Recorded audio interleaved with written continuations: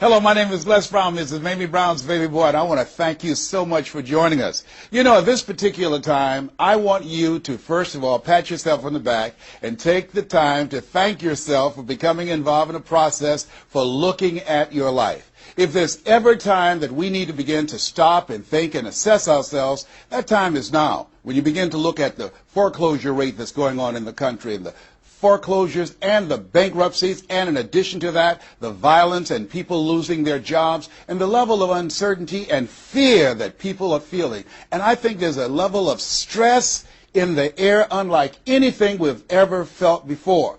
And so just to take the time to think, to pause, and particularly not only looking at what's going on, but asking yourself the question, how's this affecting me? You know, we want to all become successful, but I've found that there's some success that's toxic success. What I mean is that you don't want to end up going after goals and dreams and neglect yourself. I want you to think about your goals and dreams and things that you want to achieve, and at the top of the list, I want you to put up there your strategy for being here. I just came from the doctor. Let me share something with you. I don't care what goals and dreams that you have. You've got to have your health in order to be here. So at the top of my list, and I'm suggesting you put it at the top of your list, your strategy, your game plan for being here. What are you going to do to take better care of yourself? That's one of the first things I want to ask you about. Because when I look at my life at 64, and I used to think people in their 50s were old, but now that I'm 64, I said, look here, people in their 80s and 90s, they're old people. My goal is to be here not only just to see my grandchildren, but to see my great-grandchildren and my great-great-great-grandchildren. But in order to be here, that's not just lip service, that's a commitment with my time, with my energy, and the choices that I make. So I want you to think about your strategy for being here, and I want you to think about your goal for securing your life in your future. See, as I get older, my goal right now is to become an asset to my children rather than a liability, financially and physically. See, I don't want to be a burden to my children. I don't even know if they like me that well. I love my mama. My goal and dream was to take care of my mother. I did that. I brought her a home. I took care of her until she's 89. But children, they're different today. These are different type of people up in here. You don't know what this generation might do. Now, I know they say, Dad, we love you, but I really, really want to stay in good shape and take care of myself because I don't want to be around the house and my kids saying, look here, who's going to take care of him today? All he's doing is sitting around talking to himself, talking about, yes, I can, and yes, I will, talking out of his head. No, I don't want that kind of party for me. My goal and objective is to die young at an old age. So I have a game plan. I don't like to eat vegetables all the time, but now I feel like a silly wabbit. Why? Because I realize at this stage of my life, I've got to eat more vegetables, I've got to get more rest, I've got to drink more juices, and I've got to do all of the things that make the healthy choices that will say to my body, Les, you plan to be here, I see that you're serious, so I'm going to take care of you. I do 160 push-ups every morning nonstop. Why? I couldn't do that at 15 or 20. But at this stage of my life, I've got to do those kinds of things in order to challenge my body, to stretch my body, and to indicate I plan to be here. What's your plan? What's your goal? Because if you don't have a goal for being here is not a given. When I was a kid, we used to go to funerals of old people. I can't tell you how many young people whose funerals I've gone to. I can't tell you how many. And so, and there's something about between 40 and 60. I don't know what it is about that period in time. Between 40 and 60, if you're approaching 40, I can tell you, and you already know, life begins to intensify. Things happen to you, and things happen to people you care about. Between 40 and 60, if you can make it through that period, you can take a deep breath, because most people don't make 60. Most people don't. And why? And I think it's because people just take it for granted that they're going to be here. So I want to share with you some goals and strategies as you think about your goals. I want you to visualize yourself having optimal health. Having your right mind. I used to ask my mama, Mama, every Sunday you stand up in church and other older members of the church say, I want to thank the Lord for waking me up in my right mind this morning. Why do y'all say that all the time? She said, don't worry, son. You live long enough, you'll find out. She was absolutely right. I went in the room the other day to find something. I got in there, and I couldn't remember what I was looking for. I came out, I remembered what I was looking for. I went back in, I found it. Then I couldn't remember why I was looking for it. One of my children said, Daddy, you need some ginkgo biloba. I said, what's that? She said, something for your memory. I went down to the health food store. I was walking around. The lady said, may I help you, sir? I said, I forgot why I'm here. She said, you need something for your memory. I said, I know. So they took me over to a little section, and I bought the stuff, and then I took it home. Now, I can't remember where I put it. So when I got up this morning, I said, I want to thank the Lord for waking me up in my right mind this morning. See, if you woke up in your right mind this morning, that's a good thing. I called a friend of mine the other day, Miss Williams, said, Miss Williams, how you doing? She said, baby, I'm doing good. She said, I went to the bathroom by myself, not all myself. I said, too much information, too much information. Let me tell you something, but that's a good thing. I know about that. I've been in the hospital. I know what it is not to be able to move. I know what it is to have back challenges. I know what it is to be in pain. So this thing called life, you got your health? Let me share something with you. That's a good thing. A friend of mine, Bishop T.D. Jakes, said, if you got a problem man or money can solve, you ain't got no problem. I can agree with that. And I learned some things going through that experience. And really, I should say, growing through that experience. My goal at that time was to be here. And trust me, it's better be seen than to be viewed. Are you feeling the brother? Up in here, up in here. So I want you to think about your goals and dreams. And here's what I want you to do right now. I want you to say to yourself, it's possible. It's possible. And I want you to follow along with this process. As you think about your goals and dreams, I want you to write this down. I'm going to give you some strategies to maintaining this possibility mindset. I want you to write down mindset maintenance. Mindset maintenance. Let me share something with you. The easiest thing that I do every year is to live my dream. That is, helping people to realize their potential, to step into their greatness, challenging themselves, reinventing themselves, to start their own businesses. I've helped over 400 people earn millions of dollars. The easiest thing I do every year is what I do on a day-to-day basis, going into prisons and juvenile detention centers, teaching young people mindset development, how to become effective communicators, how to dress like a prospect rather than a suspect. Those are the easy things that I do. Let me share with you the most difficult thing that I've ever done in my life. And that was to believe that I could do it. That's the most difficult thing that I've ever done in my entire life. To believe that I, Les Brown, who was born in an abandoned building on a floor in a poor section of Miami, Florida, with a twin brother. We were adopted. We were 6 weeks of age by Mrs. Mamie Brown, and I called myself Mrs. Mamie Brown's baby boy. All that I am and all that I ever hope to be, I owe to my mother. I saw a sign once that said, God took me out of my biological mother's womb and placed me in the heart of my adopted mother. To believe that I, Les Brown, who was labeled educable mental retarded, put back from the 5th grade to the 4th grade, failed again when I was in the 8th grade, to believe that I had the ability to live the life that I'm now living. No one could have told anybody who knew me, including myself, looking in on us when Mrs. Mamie Brown was raising us in a poor section of Miami, Florida called Liberty City in Overtown, that I would be who I am right now. I didn't even know that. And I want you to think about your goals and dreams, and I want you to expand them. Why? Because it has been said that most people fail in life not because they aim too high and miss. No, most people fail in life because they're just like I was for 14 years. They aim too low and hit. And many never aim at all, not at all. They just go through life surviving. Someone said that many people die at age 25 and don't get buried until they're 65. I was talking to a friend of mine named Rosia, and I said, Rosia, how you doing? And she said, let me tell you something. Life is a mess. I said, girl, what are you talking about? She said, my life is a mess. She said, you know what? She said, I just was sitting up here thinking, I haven't lived. I haven't lived. She said, I've been working hard all my life, paying bills and taking care of my children, and my children are gone, and I've just been thinking, I haven't done anything. She said, when I die, I don't want when people view my body, I don't want them to say, oh, she had a funny expression on her face. I said, what do you mean by that? I don't want to have an expression that I'm mad, because if I died right now, I would be mad. I said, why? What are some of the things you'd like to do? She said, travel. I would love to travel. I'd like to see the pyramids. I've never been to Paris. I want to go to Paris. I've never been there.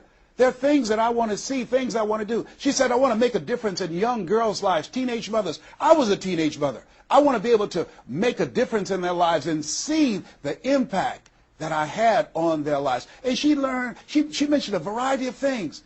And I remember a story about a lady who went to the doctor, and she was diagnosed with terminal cancer. And she came home, and she was sitting at a table, and she was drinking some coffee, and all of a sudden, she just looked up and she said, "I refuse to die an unlived life. I refuse to die an unlived life." And she decided that she was going to live. That up to that point, her life was for her family, for her children, for her husband, but she had left herself out of the equation. Have you ever done that? I remember at a period of my life, I was going to work, and I was working on a job that I hated. And at the same time, I was praying that I wouldn't get fired. I was praying that I wasn't laid off. I was miserable. Nobody was holding a gun to my head, but I showed up every day, and I used a flimsy excuse. Well, I got to pay the bills. I've got a car payment I have to pay. I have a family. I have children. I have a car note, and I have a mortgage note I have to pay. I've got to survive. I was showing up for a paycheck. Ladies and gentlemen, that's not living. And a friend of mine said, "You know when people change?" And I said, "No." He said, "When they get to the point when they say, 'I've had it. I've had it.'" I think the only reason that you're listening to me right now, the only reason that you're watching this webinar, that there's somewhere in your heart of hearts that you've said, as you looked at your life, you said, "I've had it." And not only have you said, "I've had it," but you said also in your heart of hearts, "I can do better than this." And let me share something with you. You can. Because if anybody told me, and I'm going to share some things with you that I've done, not for the purpose to impress you, but to impress upon you what the possibilities are when you work on your mind and have mindset development. Because I've found that how people live their lives is a result of their state of mind. It has been said, you don't get in life what you want, you get in life what you are. So part of the process, number one, is expose yourself to positive messages. See, what I'm doing right now, I'm distracting the story that's going on in your head right now. How you live your life, how I live my life, how all of us live our lives is a result of the story we believe about ourselves. And most of us are born into stories. I was born into a story where we were poor, but we didn't know it. I didn't know we were poor until I got on a bus with my mother going to do domestic work on Miami Beach. And when we crossed the Venetian Causeway and I saw those big, beautiful hotels, and I was in the homes with my mother making up beds and cleaning, and we ate the food left over from the families that she cooked for. And we wore the hand-me-down clothes of the children that she kept. And I kept saying, "Mama, what is it, boy?" As we got ready to pack up to go back home and to Overtown and Liberty City and all the poverty and filth and the violence there, I said, "Why can't we stay here? Why can't we stay here?" She said, "Leslie, we can't." "Why?" "Because we can't." "Why, Mama? Why can't we?" She said, "It's just the way it is. Now shut up." And I kept saying to myself, why is that the way that it is? And I guess I was okay for Wesley and Margaret Ann and Leonard and Angelo and Sharon and Linda, but it wasn't okay for me. I was curious. I wanted to live like Mr. Sidursky lived. I wanted the big car that he had. I wanted that big home that he had. We lived in a 2-bedroom apartment. It was 7 of us, plus Mama.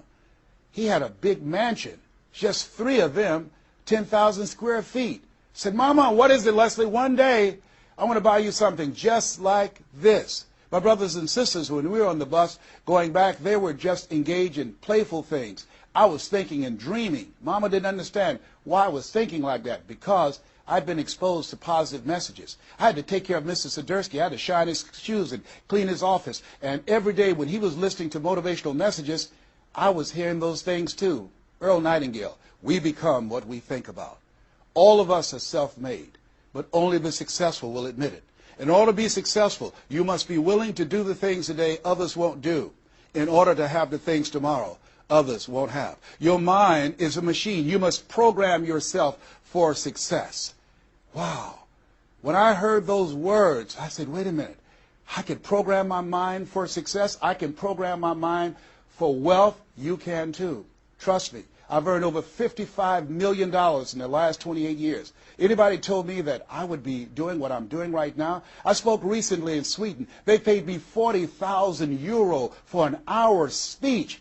I had no idea that this Les Brown that you now see have the ability to do that. I used to work for the Miami Sanitation Department as a garbage collector. I used to be a janitor. I used to do door-to-door sales. I used to work for Sears in Miami on Biscayne Boulevard. I had no idea this Les Brown that you now see had the ability one day to give lectures at Harvard or Yale or Dartmouth University. I had no idea that this Les Brown existed. I don't tell you that to impress you, but to impress upon you. There is more in you. Simba, there's more in you than you have been expressing.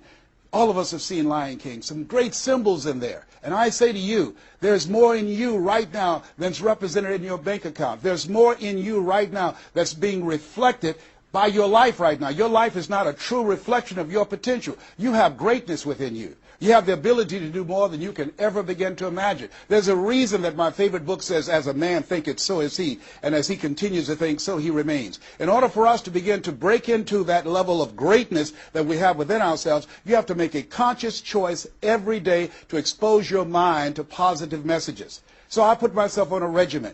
I do this every day, and I suggest that you do it. Write this down. Number one, listen to motivational messages every day. If you have Choosing Your Future, a set of tapes, the CDs that we produce, or Creating Your Greatest Life, I guarantee you, if you do what I'm sharing with you right now, for 6 straight months, every day, your life will never be the same again.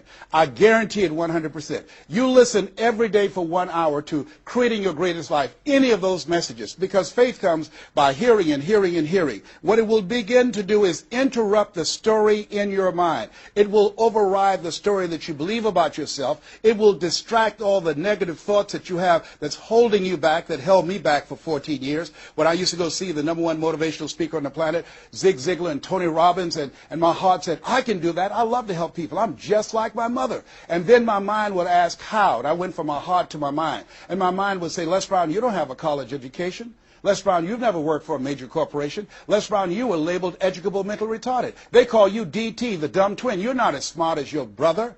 Have you ever thought about something you wanted to do and you convinced yourself that you couldn't do it? See, sometimes we need to have some external voices. And so by listening to motivational messages, that began to override the negative thoughts that I had about myself in my mind. And it gave me a new story and empowered me and gave me a vision of myself beyond my circumstances and mental conditioning and started me to writing a new chapter in my life.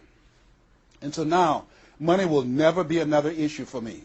And that was an issue for most of my life because I didn't know what I didn't know and I thought I knew. So one you have to do is that you have to have a mindset development strategy where you are deliberately taking an hour every day listening to a motivational message. Every day. Here's something else.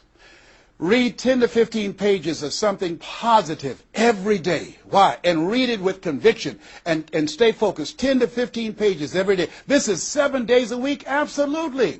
Absolutely. Every day, McDonald's know that you know where they are. Burger King know that you know where they are. But every day they have some advertising. They have billboards, they have radio, they have television. Why? Because by exposing you to those messages, that will begin to impact your behavior. And it will drive you into the place to purchase what they're advertising. Now you're advertising for your greatness. And faith comes by hearing and hearing and hearing and hearing. So you want to listen to positive messages every day. You do this, I'm telling you, your life will never be the same again. And read 10 to 15 pages of something positive every day. I read 2 to 3 books a week. Why? Because I have goals and dreams of things I want to achieve. I want my life to count. I want to make a greater impact. At this stage of my life, I'm working on my children's education. A good man leaves a legacy for his children's children. So I'm working on their education at this point in my life. And as I begin to look at myself, in order to achieve more and to do more, I know I have to work more on my mind. And let me give you an example how this works. The most money I've ever earned in an hour and a half, $260,000. That's the most money I've ever earned in an hour and a half. A lot of people work a whole month and don't do that, or 6 months. Then, and this is the next thing I want you to do.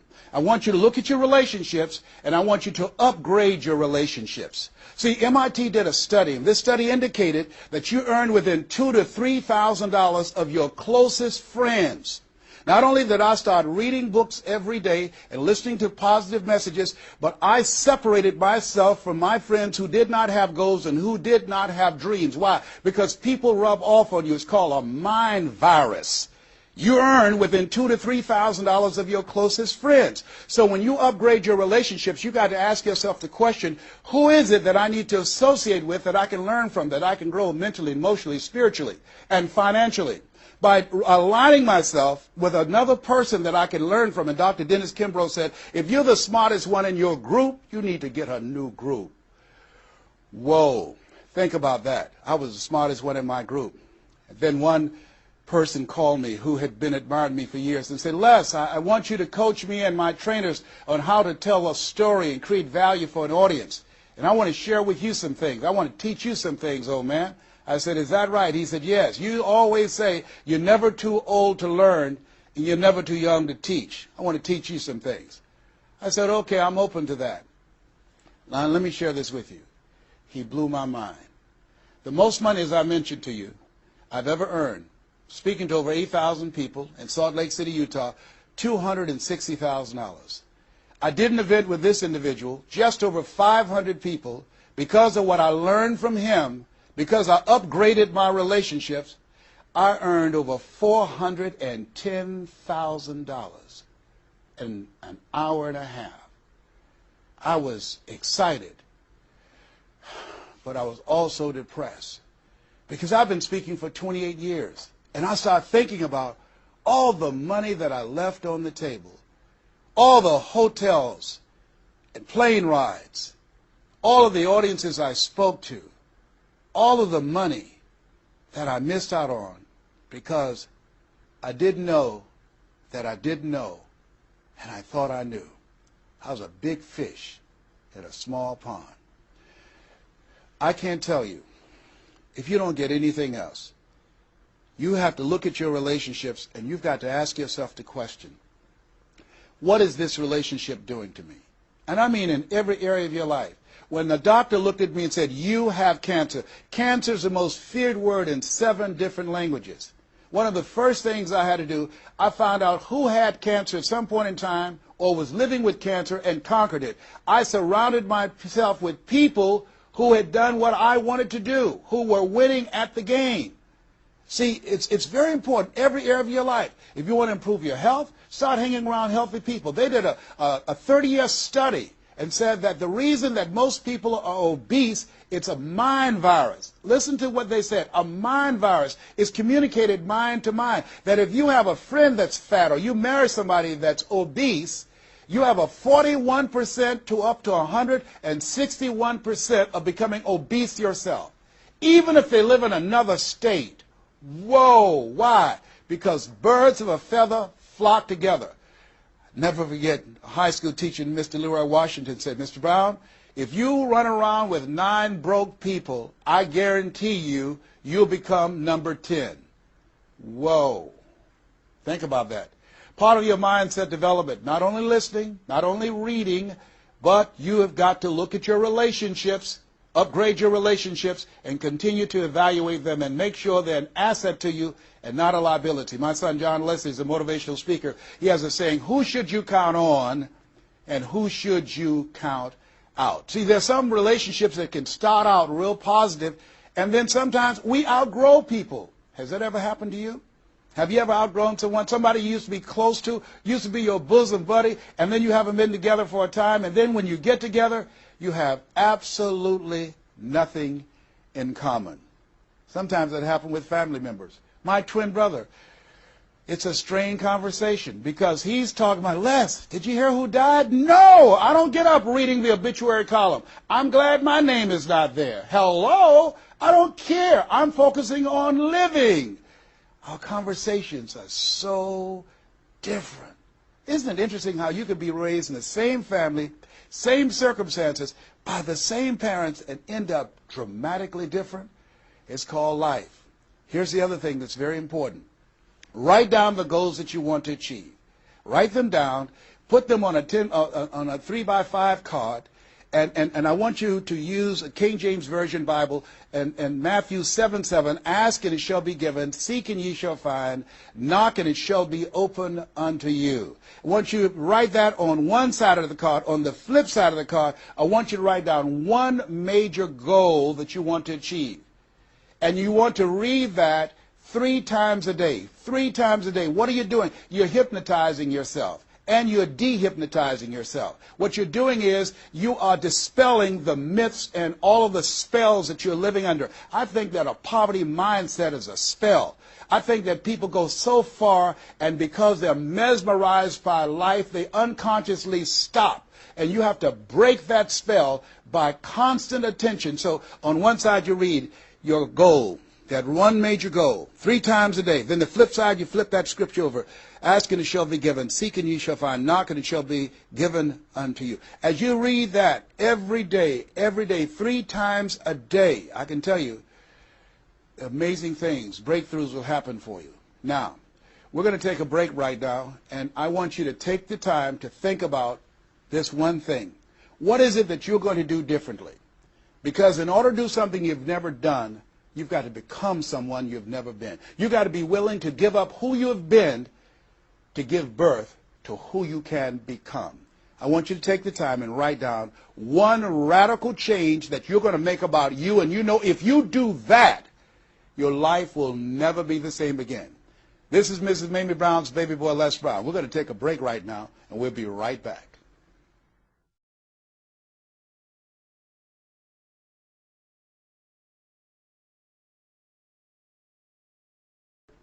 Hello, this is Les Brown, Mrs. Mamie Brown's baby boy. I hope you took some time to really go within because, see, no one knows you like you. You know what it is that you need to work on. I mean, one of my main issues that I had to dramatically change about myself was I had to develop courage. I used to go see people do things. I saw speakers on stage. My heart would say, I can do that.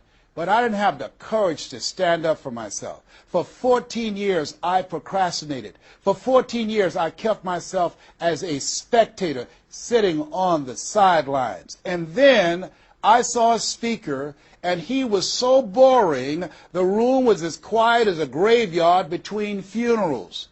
And I said, whoa, if he can do it, I know I can do it. And because I saw what he did, and his brother-in-law was sitting next to me, and he said, you ought to be that boring and earn the kind of money he earned. I said, how much did they pay him? He said, $5,000. I said, $5,000? He's only been talking for about 45 minutes or an hour. He says, that's how much they make. Now, I wasn't earning $5,000 a month. I said, wait a minute. If he can do that, I know I can do that. Have you ever done that before? He gave me courage. And so at that moment, now that was a decision. I didn't have to have his example of somebody that was less talented than I was to give me the courage. I should have had the courage to stand up myself, to believe in my own stuff.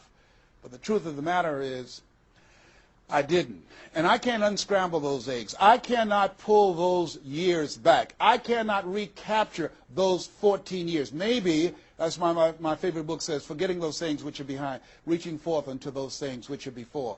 And press toward the call of your higher calling. Press toward that mark of your higher calling.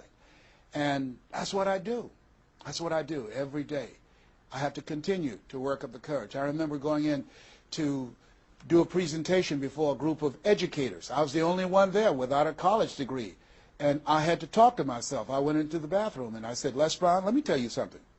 What do you care about the fact they have MBAs and PhDs? That only means pile high and deep to you, and not any disrespect for credentials. They're very important. But I had to get myself together. Hey, look here, you can't go in there worrying about what they have. Just bring what you have. You got 7 children you got to take care of. You got a mother you have to take care of. And you have something to say.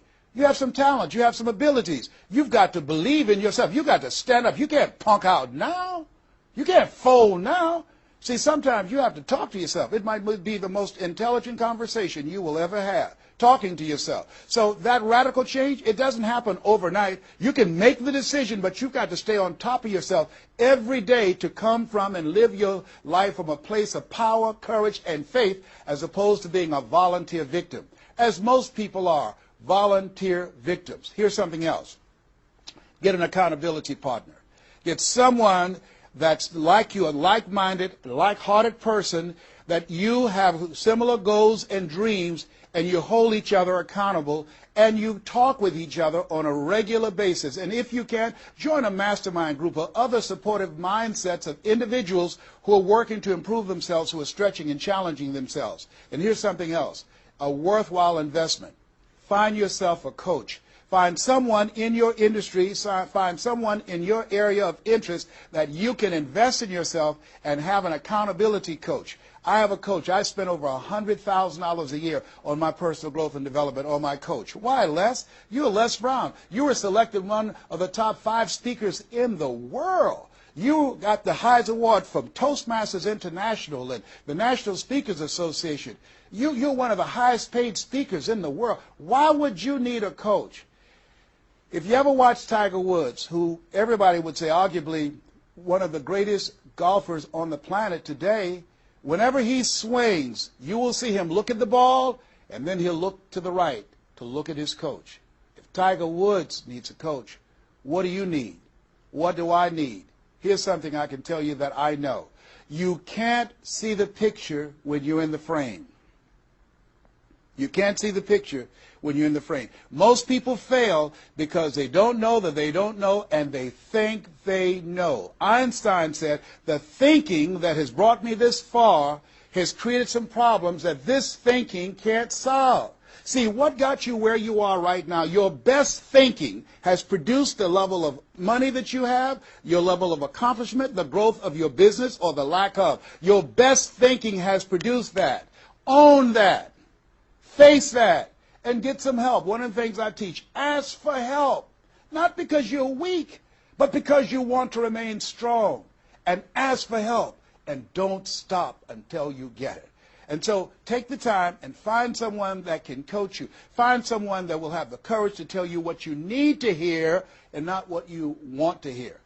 And that's what I have. And Mike Williams, who's been my coach for the past 38 years, and I shudder to think what would have happened to me. I used to be a disc jockey, Les Brown, the man about town, LB, Triple P. There were none before me, there will be none after me. Therefore, that makes me the one and only. Young and single, love to mingle, certified, bona fide, doubly qualified to bring you satisfaction and a whole lot of action. I was bad, baby. Yes, I was. And this guy said, Les, you're more than a disc jockey. What are you talking about? Man, if you can entertain people and don't see them, if you can reach people, Les, through this microphone and you can't see them, what can you do if you could see them? If you can entertain them, you can educate them. You can empower them. If you can be Les Brown, the man about town, and you can swim to the bottom of the deepest ocean or climb to the mountain, the top of the highest mountain, no matter where you go, they'll be talking about me, LB, Triple P. If you can come up with all of that kind of gobbly-gob garbage, what could you do if you sat down and you started thinking and doing editorials about things that's maintaining our detriment? What could you do to inspire people to register to vote? What could you do to begin to impact public policy? You've got to get a larger vision of yourself. I said, Mike, I never thought about myself in that way. See, has anybody ever seen something for you that you didn't see it for yourself? I didn't see that for myself. Maybe that's why my favorite book says, eye has not seen, ear has not heard, nor has entered the heart of mankind what God has in store for you. Because of what he saw in me, he inspired me. He gave me a vision of myself beyond my circumstances, beyond my mental conditioning, and beyond the job where I was, because I thought I was just a disc jockey. I love that. I master a microphone. You drop me in any city, I can master a microphone. I can turn a city upside down with a microphone. But I had more in me than I was expressing, and I did not know it. And because of his encouragement, I became a community activist. Because of his encouragement, I started doing a talk show called Voice of the People. Because of his encouragement, when I got out of radio, I ran for the Ohio legislature, and I was elected. And because of his encouragement, I passed 14 bills my first term.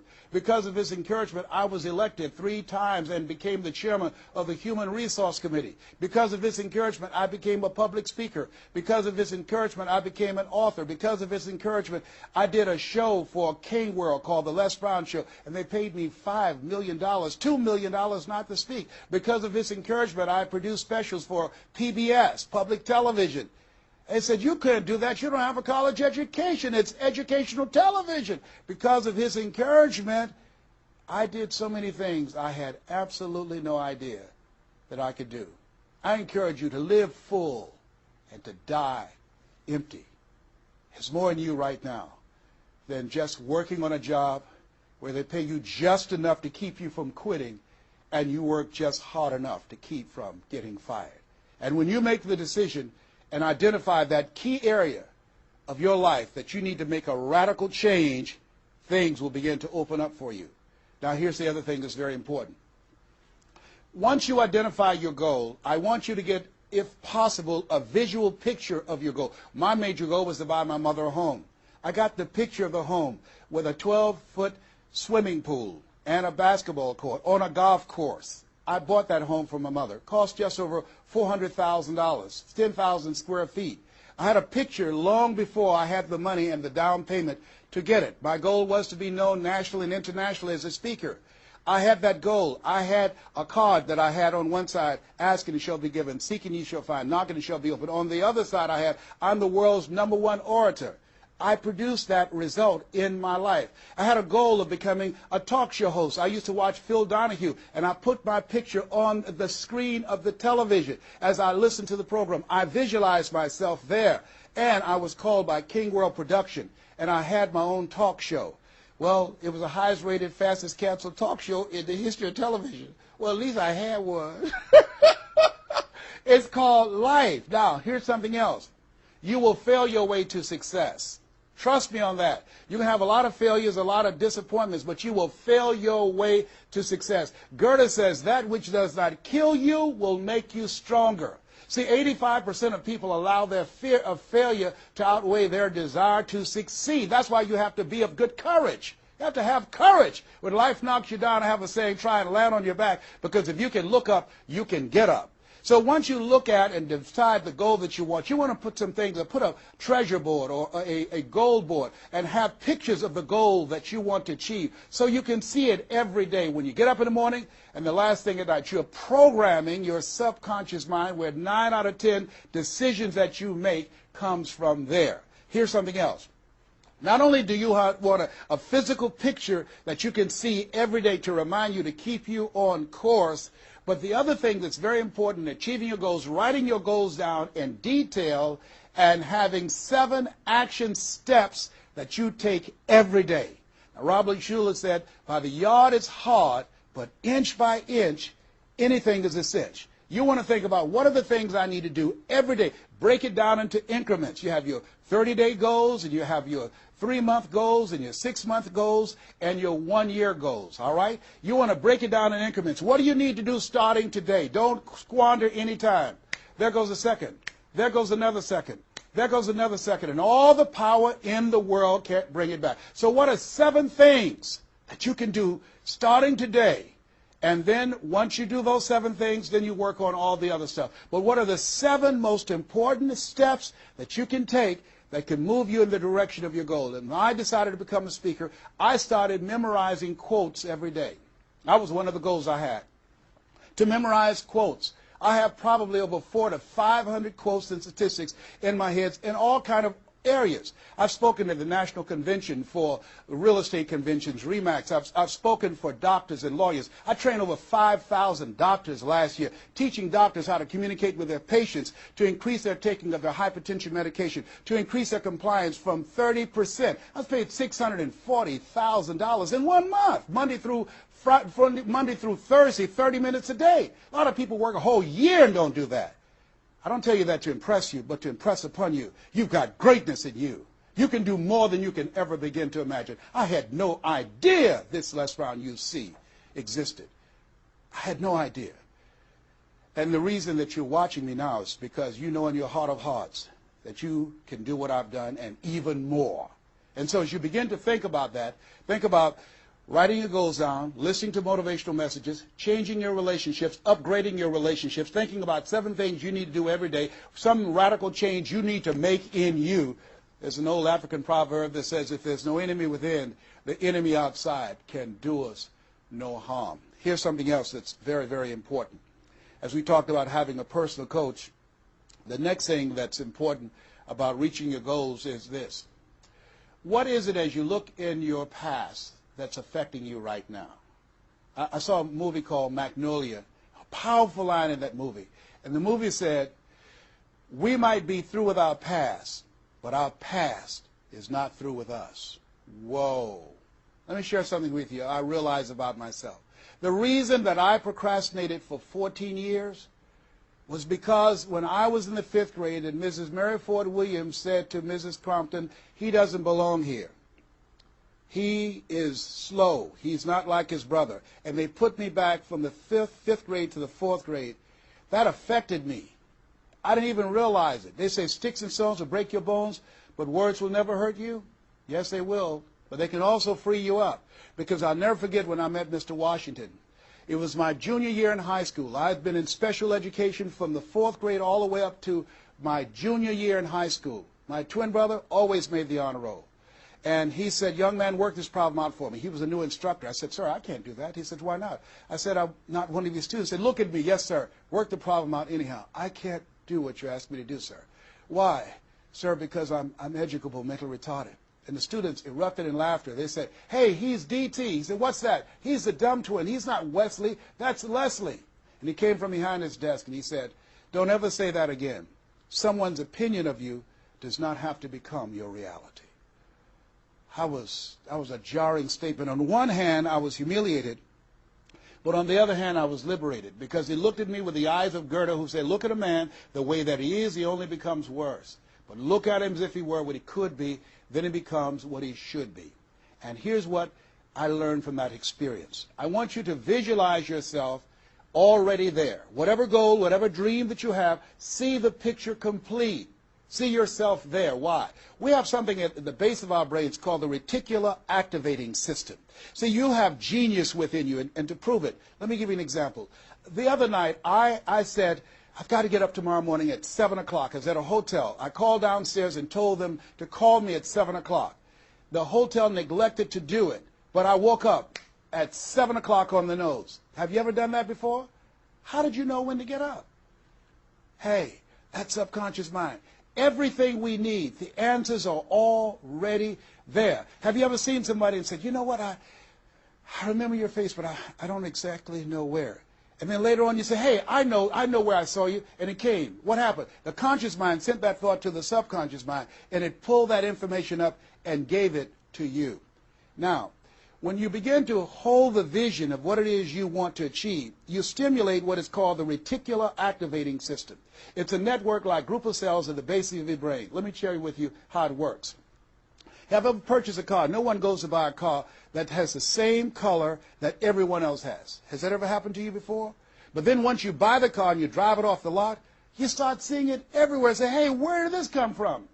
Let me tell you what happened. You made an investment. And because you made an investment, that piqued your awareness, that stimulated your reticular activating system. Another case in point. I was at a party with a friend of mine, and we were dancing, and music was blasting, and she said, wait a minute, my son is crying, he's at the door. I said, your son's not at the door, because even if he were, you wouldn't be able to hear him. And she stopped, went to the door, opened the door, and there her 4-year-old son was at the door. How did she hear it and I didn't hear it and the other people dancing? It wasn't our child. It was her child. Her reticular activating system picked up his whimpering sound. And I'm saying to you that you have that in you. When you focus on your goals and dreams and you visualize it complete, it will stimulate the reticular activating system and it will lead you there following all the other things that we suggested. Now, not only is it possible you can live your dream, it's necessary that you change relationships, that you get a coach, that you meet with other like-minded people that will hold you accountable, that you write your goals down, that you have 7 steps that you do every day on your goals to monitor to see where you are. But you've got to take full responsibility. If everything works out for you, fine. If you have the money, fine. If you can get the help and support of friends and family members and your spouse, great.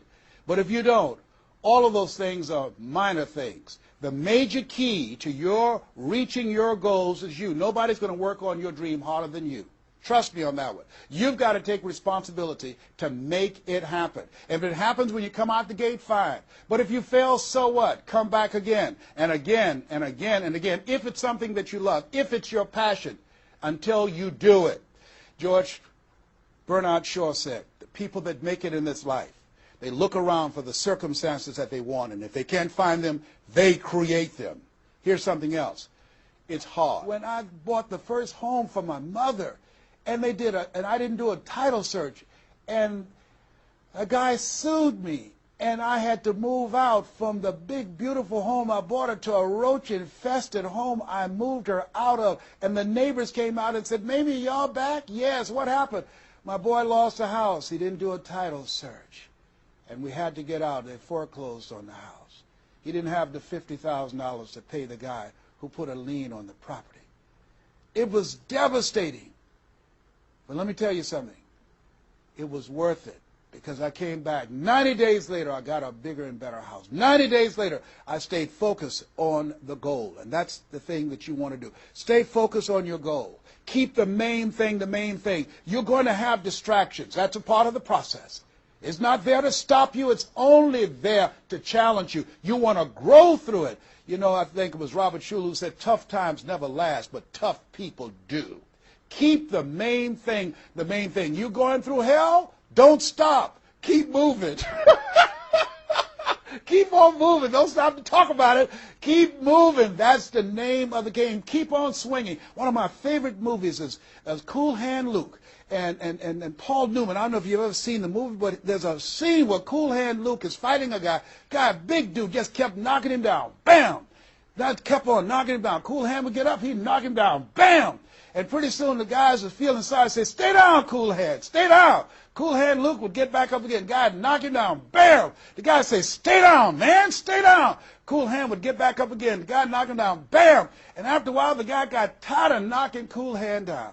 And Cool Hand stood up. Everybody had walked away, and he was still swinging in the wind. Swinging. Nobody was there but him. That's who I am. Cool Hand Luke. That's who you want to be. Cool Hand Luke. You keep on swinging, and the universe will yield to you. It will dispatch angels to come rescue you and say, "Back off. Give him what he wants. Give her what she wants. Let's go find a wimp today." That's the way life is. It's hard, but it's worth it. What will make it worth it for you? Nietzsche said, if you know the why for living, you can endure almost anyhow. I want you to take the time and write down 12 reasons on why you won't fail. Because when the tough times come, they're going to come. When life hits you on the blind side, and that's going to happen, your children start going crazy. Or someone you thought you'd be married to for the rest of your life, like I went through, and they decide they want a divorce, called life. What is it that can keep you going? Your reasons will be your rod and staff to comfort you, to take you through that process. I can tell you it's possible. You can live your dreams. It's necessary that you surround yourself with people you can learn from and grow from, that you write your goals down, you work on them every day, that you have a made-up mind, I'm going to make it. It's necessary that you constantly work on yourself, reading positive material, listening to positive material, going to seminars and workshops, investing in yourself, getting a coach. And it's you. You've got to take personal responsibility to make it happen. Don't see yourself as a victim. And it's hard. It's hard. Changing your life is hard. Getting up, working when you're in pain is hard. It's hard. It's hard. Working when you are trying to make something happen for you and the family, and you go home and you're facing a living hell where you need to refuel and replenish yourself mentally and emotionally and spiritually, and you got a battle in your home base. It's hard to keep your spirit up.